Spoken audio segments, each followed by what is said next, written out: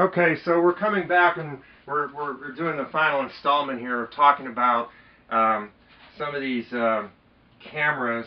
I'm going to show you guys some older cameras. I'm going to show you some classic cameras here.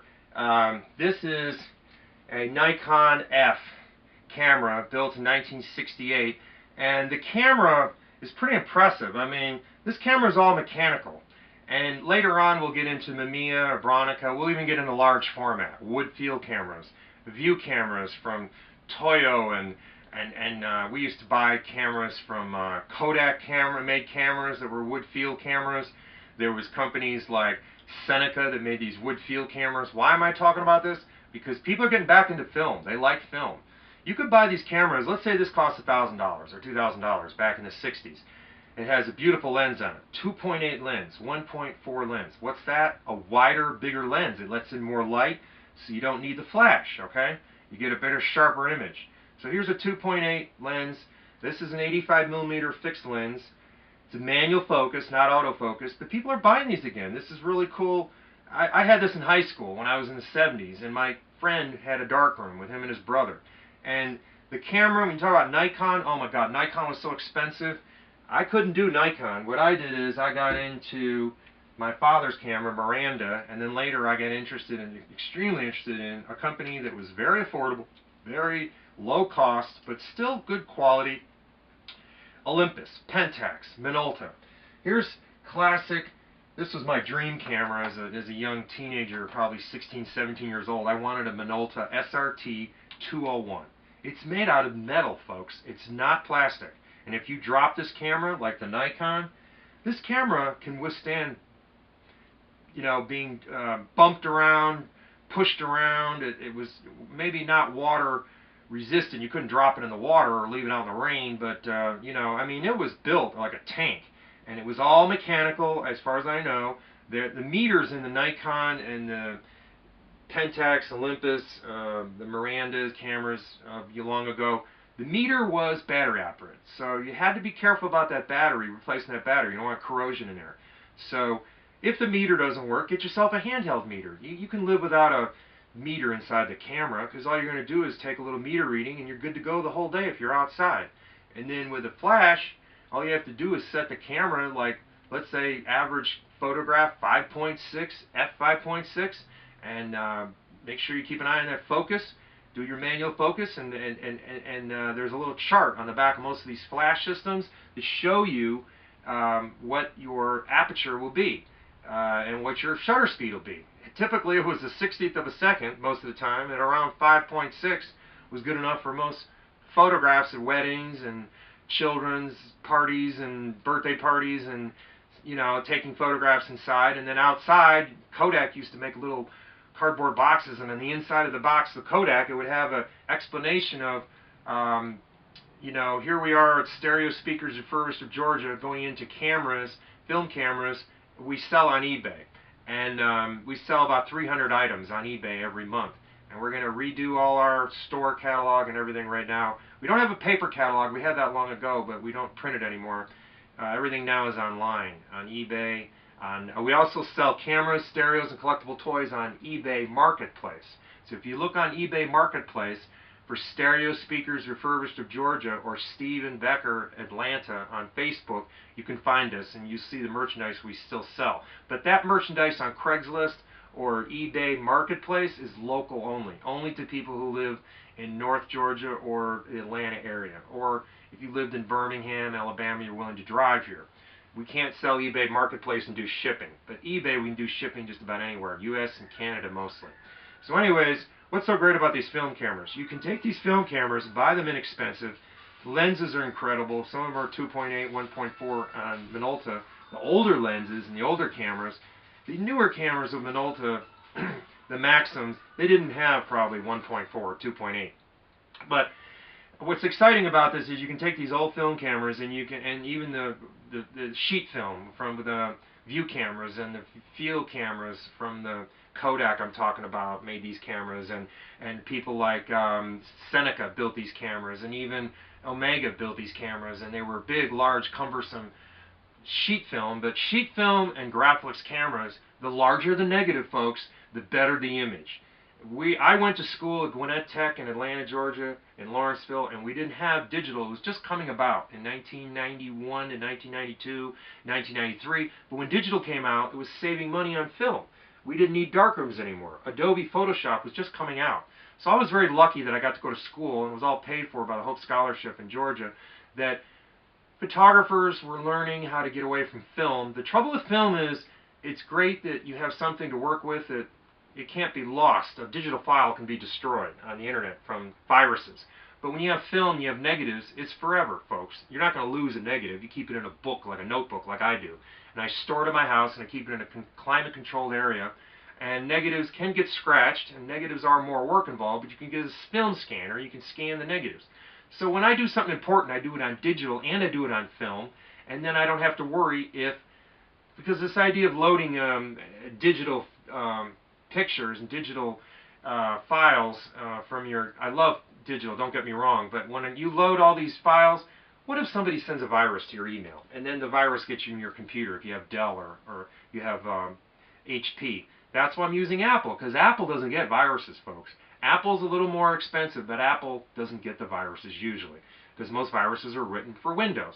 So when most of these photographers I meet at the WPPI or PPA conventions, they don't use these cameras anymore, but students are using these cameras because they want to learn what a darkroom is. They're interested in how to make a print from an enlarger. What's an enlarger? What's 35mm reels? It's all historical stuff. This is what I grew up with. When I grew up, they didn't have digital stuff. So we used film, and film has been around a long time. Kodak's trying to revive itself, and you can buy film supplies, film darkroom stuff from B&H Auto and Video, and you can buy it from Autorama up in New York City. And the camera shows are getting hard to find in New Jersey and New York and California, but they're still out there. Shutterbug magazine usually has all the trade shows that are available where you can buy camera stuff, but they're no longer the big show in Huntsville. We used to go to the Von Buren Civic Center. That's where I bought most of my darkroom equipment, my enlargers. That's where I bought most of these cameras. Very inexpensive. So there was no shipping involved. But these cameras are still usable. You can take the pictures, take the negatives, have it processed to a DVD or CD, and then upload it to your computer. So don't say that, nobody can say film cameras aren't used anymore. They still are by students. The cameras I loved was Bronica, I loved Mamiya, Hasselblad, a little expensive, but probably Swiss made, so it's going to be costly. Hasselblad was more like people like professional full-time photographers. Most of us are part-time photographers. So anyways, that's the deal. I also collected a Nikon F4. I liked the Nikon F5. I do have Nikon newer cameras. This video is being done on a Nikon D300S, and we use the Nikon D5000. Unbelievable deals on eBay and Amazon. Sometimes buying these cameras for $100. It used to be $1,000. And it was compact flash, SD cards, but the SD cards are the norm now. I mean, and micro SD cards. Nobody really uses compact flash anymore. It's kind of going by the wayside. Compact flash was digital files, but it's getting hard to find these CF or compact flash drives. I start out with Fuji S1, Fuji S2, Fuji S3. I think that captivated me so much was the artwork on the box was unbelievable. And I went to a show in Huntsville, Alabama, at the Von Buren Civic Center. We did for many years. It was the largest show in all of the Southeast for Atlanta people. About 3-hour drive, 4-hour drive up to Birmingham, and then Montgomery, and then up to Huntsville.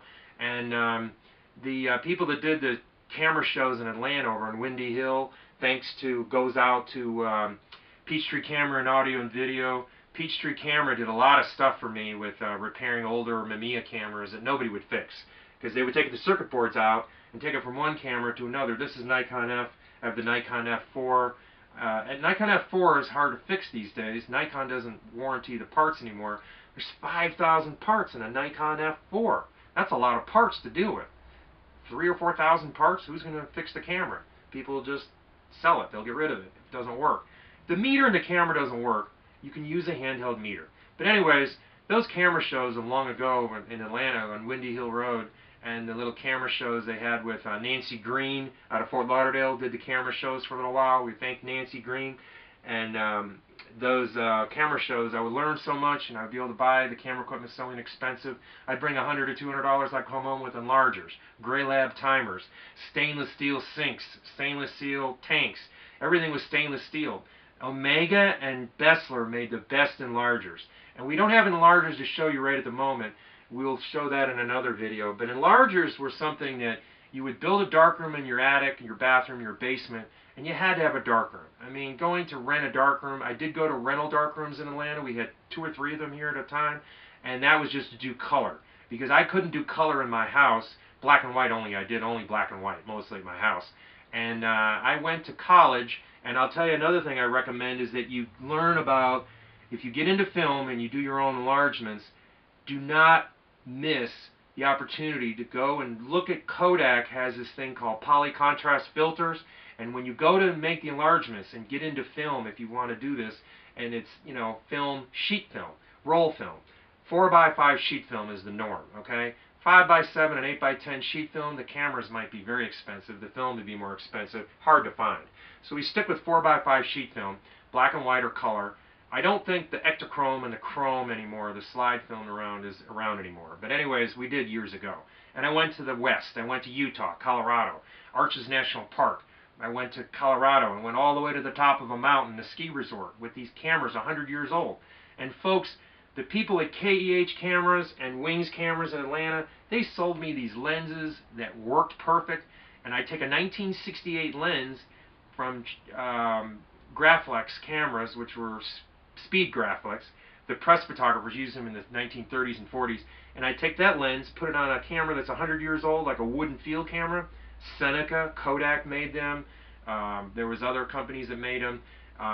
We'll get into that later. But the wood field cameras, I mean, actually, believe it or not, when I went to process the film and I went to the lab, the pictures came out perfect. It's all about the bellows. Check the bellows to make sure there's no pinholes in the bellows. The bellows was made out of leather. And I researched these cameras that were field cameras and view cameras. And back in the 1920s, when they made these cameras that have the big long bellows you see in Back to the Future, the Part 2 or Part 3, they go out to the West, and you'll see the old-fashioned cameras that are made out of wood, and they have big long bellows. That's what I'm talking about, folks. These cameras can still be used today. They're called wood field cameras. And now, if you buy the newer ones made by Takahari, I believe it is, or Takahari wood field cameras, they're expensive. They're going to cost about close to $1,000 to $2,000. I saw one 20 years ago that was $600, and it was a little bit damaged, and I should have kept it, but I sold it. Takahari and people at Weston, I believe, made these wood field cameras. View cameras made by Toyo and Cambo, and then there were field cameras, studio field cameras for studio work, taking pictures of Rolex watches or cars or models and so forth in the 1960s, 70s, and 80s before digital came along. The view camera was the camera I used a lot at Gwinnett Tech, because wood field cameras, they're for traveling in the outdoors, like Ansel Adams, when he took all his pictures, he used the wood field cameras. He didn't use these 35mm cameras. But the wood field cameras were still affordable. I think I paid maybe $50, $100 for the whole thing a long, long time ago, and I sold 2 of them to a girl in New York. Then I bought another one, and I'm having a hard time finding the wood little holder that holds the lens. It's I had to make the wood holder that holds the lens board is what I'm looking for, that mounts it to the camera, the front of the camera. I will show that in a little bit, but we'll take a break now and I'll go get the wood field camera, or I'll show it in the next video. But I don't have any view cameras at the moment, but when I was in Gwinnett Tech, and you see schools like out in California, like look up photographers like Dean Collins. This guy, he would talk about lighting and photography and how to the movement of dealing with cameras, and he talked about terms that nobody ever heard of half the time. Dean Collins was a great photographer. He did a lot of models. I was into models and learning how to take pictures of girls, and then I thought, oh, I could learn how to do weddings if I take lots and lots of pictures of the females, the young models, and I enjoyed it thoroughly, and I enjoyed every model I ever worked with. And working with models, you go to Craigslist, you post ads for the models, you start out with a portfolio, You take the pictures, you give them maybe some of the images on a low resolution on a DVD, but you don't give away your negatives. Don't give away all your digital files, or because they'll take and copy the pictures and they'll make their own portfolio. But we're going to take a pause and a break right now, and I'll try to see if I can get some more equipment. But we also have subwoofers over here. We're going to turn the camera around and go to the other side of the showroom and show you more about it.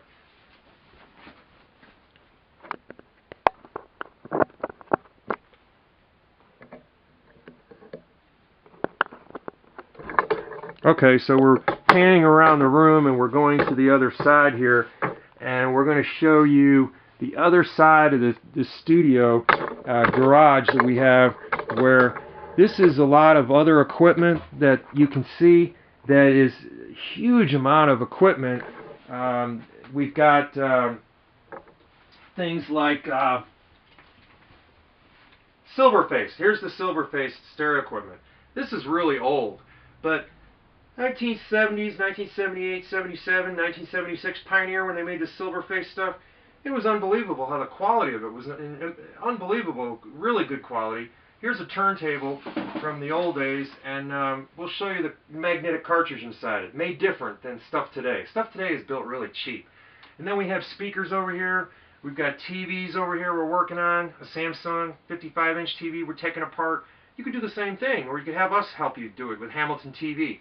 Over here we have a rack over here of, oh God, there's at least 100 cassette decks here, and maybe 50 to 100 stereo receivers all stacked up on these cabinets we have. And then we have a whole entire room full of speakers, and we've got Laserdisc players, we've got television sets that we've repaired, we've got, oh my gosh, stereo speakers. Refurbished of George on eBay probably has 300 items a month we sell. We don't even have all the listings of all the speakers because there's so many parts to sell.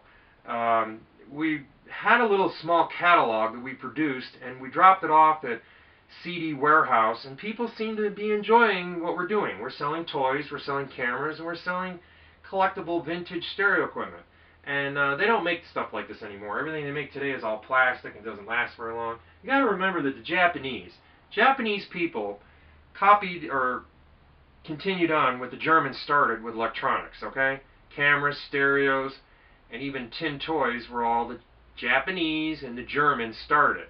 Then later on, the Chinese now have built stuff, but their stuff from China, all the televisions made today and the stereos made today from China, they admit that it only lasts for 5 years. So what good is a stereo or a TV that lasts for 5 years?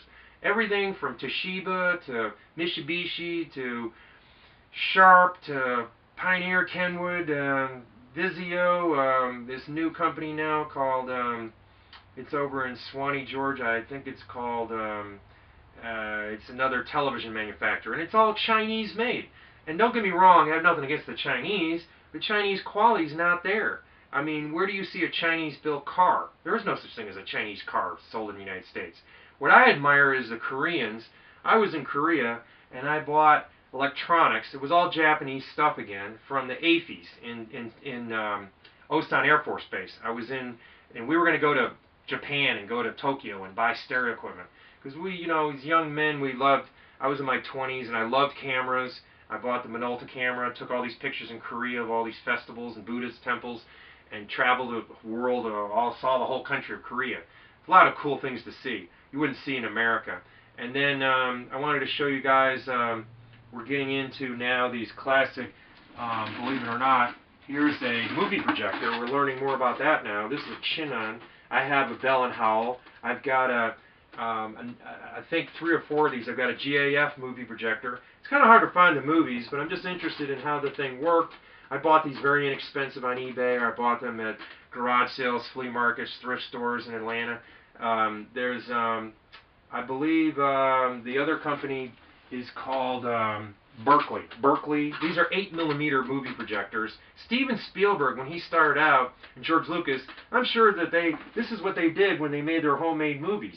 They used 8mm projectors. And 8mm projector, Super 8, regular 8, you know, kind of fun to play with. I mean, most of my buy don't work, but we're learning how to repair them. It's the belts. Usually the belts go bad, and then you have to go on eBay and hunt down people to replace the belts on them. but the bulbs are so expensive. But you can change the bulbs in these movie projectors. My dad would have probably had the movie projector, my grandfather. They didn't have VHS, they didn't have DVD players. But, you know, anything electronic, from anything visual or sound, we're going to, you know,